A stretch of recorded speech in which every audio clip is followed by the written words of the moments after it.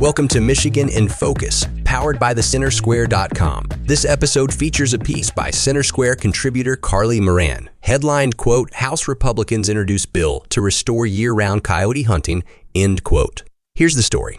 A Michigan lawmaker wants to restore what he calls a fur harvester licensed hunter's right to hunt coyotes all year.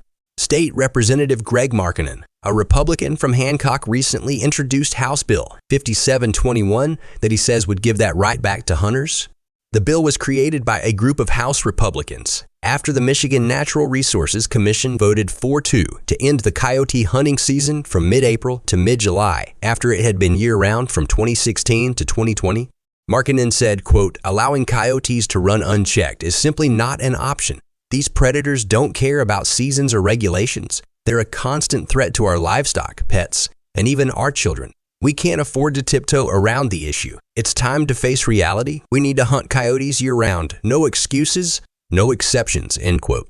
Michigan United Conservation Clubs in Ingham sued the Michigan Natural Resource Commission, claiming the restrictions on coyote hunting were not grounded in science. Michigan United Conservation Club's CEO Amy Trotter said, quote, the record is unambiguous. The commission has not heard or cited any scientific literature or rationale justifying the closure.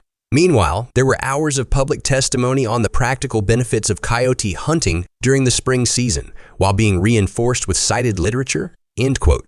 While the current coyote hunting season would still allow property owners to shoot nuisance coyotes during the spring and summer, the bill sponsors argue it would not account for issues on public property. Markinen referenced an incident at Greenfield Village last month, where a coyote attacked a sheep at the Outdoor History Museum, despite being within an urban population.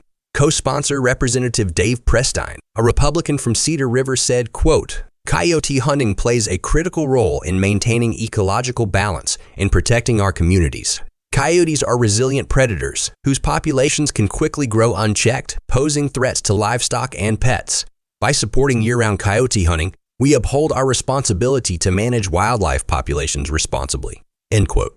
The shortened season stems from a memorandum issued January 16 by the Michigan Department of Natural Resources to the Natural Resource Commission. The notice argued that while there was no significant increase in coyote hunting when there was a year-round season from 2016 to 2020, they had concerns about public perception.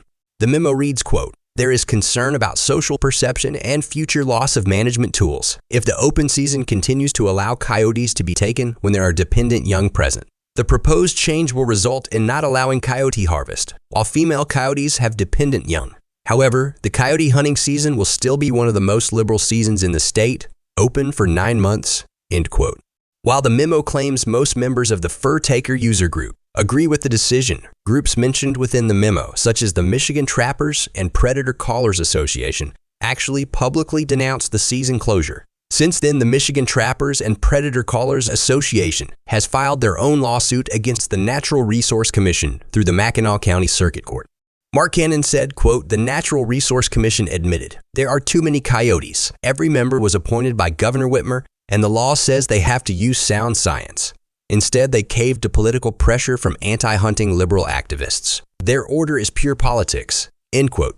Markinen's bill has been referred to the Government Operations Committee, where it will wait for further consideration. This podcast was made with the assistance of AI technology. Please subscribe, and thanks for listening.